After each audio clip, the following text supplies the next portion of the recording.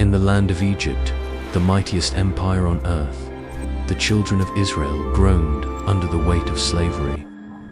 For 400 years, the Hebrew people had suffered in bondage, building monuments to gods they did not worship. They labored from sunrise to sunset, their bodies broken but their spirits still hoping for deliverance. Generation after generation was born into chains, knowing no life except suffering under Egyptian taskmasters. But far from Egypt, in the wilderness of Midian, God was preparing a deliverer. Near the mountain of God, where clouds gathered at the peak, a man was about to encounter the living God. His name was Moses, and he had been a shepherd in this wilderness for 40 years, far from the land of his birth. Moses had once been a prince of Egypt, but that life was long behind him now. He had become a simple shepherd. One day, as Moses led his flock near the mountain, he saw something that made him stop in wonder. A bush was on fire, yet it was not burning up. The flames danced, but the leaves remained green. Moses approached slowly, his eyes fixed on the impossible sight before him. I must see why this bush is not consumed. Then a voice thundered from within the flames. Moses, Moses. And Moses answered, Here I am. Take off your sandals, the voice commanded. for you are standing on holy ground. Moses removed his sandals and hid his face, for he was afraid to look at God. I have seen the misery of my people in Egypt. God said, I have come to rescue them, and I am sending you. Moses' heart raced. Who am I to go to Pharaoh? Who am I to bring the Israelites out of Egypt? I'm slow of speech. Moses protested. I am not eloquent. Please, Lord, send someone else. But God demonstrated his power, turning Moses' staff into a serpent and back again. Your brother Aaron will speak for you. God said. Now go, I will be with you. And so Moses left the wilderness and returned to Egypt, carrying nothing but a wooden staff and a divine mission.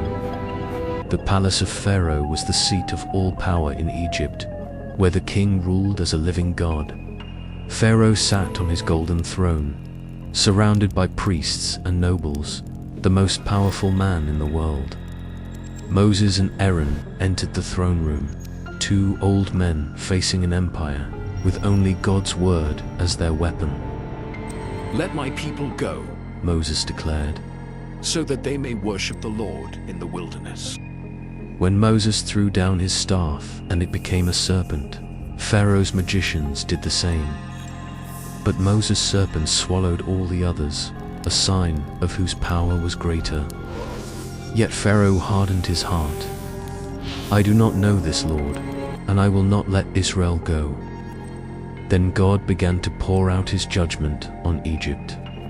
Moses struck the Nile with his staff, and it turned to blood. Next came frogs, millions of them, covering every surface, filling every home, tormenting every Egyptian. Then gnats arose from the dust, swarming over man and beast without relief. Flies plagued the Egyptians, but the land of Goshen, where the Hebrews lived, remained untouched.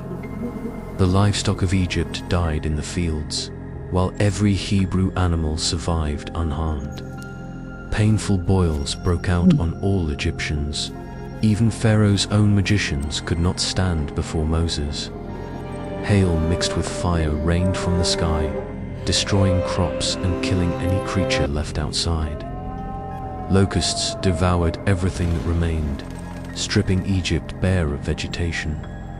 Then darkness, a darkness so complete it could be felt, covered Egypt for 3 days, but the Hebrews had light. Still, Pharaoh refused. God warned of one final plague, the death of every firstborn son in Egypt. God instructed the Hebrews to sacrifice a lamb and paint its blood on their doorframes as a sign. That night, The Hebrew families ate the Passover meal in haste, their sandals on their feet, ready to leave. At midnight, the angel of death passed through Egypt, entering every home not marked by the blood. But wherever the blood was on the doorframe, the angel passed over, sparing those inside. From Pharaoh's palace to the humblest servants' quarters, wailing filled the night as Egypt mourned its children. Pharaoh's own son died in his arms, and his pride was finally broken. Go, Pharaoh cried to Moses, take your people and leave, and bless me also. That very night, 600,000 Hebrew men, plus women and children, walked out of Egypt, finally free. God led them not by roads, but by a pillar of cloud by day, guiding their every step. By night, the pillar became fire, giving them light and warmth, a visible sign of God's presence. But Pharaoh's grief turned to rage. He gathered his army, 600 of his best chariots, and pursued. The Israelites found themselves trapped, mountains on either side, the Egyptian army behind, and the Red Sea before them. Do not be afraid. Moses told the terrified people. Stand firm and see the salvation of the Lord. Moses stretched his staff over the sea, and the Lord drove back the waters with a powerful east wind all night. The sea divided, forming two great walls of water with dry ground between them, a pathway through the impossible. All through the night, the Israelites crossed on dry ground, walking where fish had swum moments before. Children reached out to touch the walls of water, solid as glass, held back by the hand of God. The Egyptians followed them in, confident their chariots would catch the escaping slaves.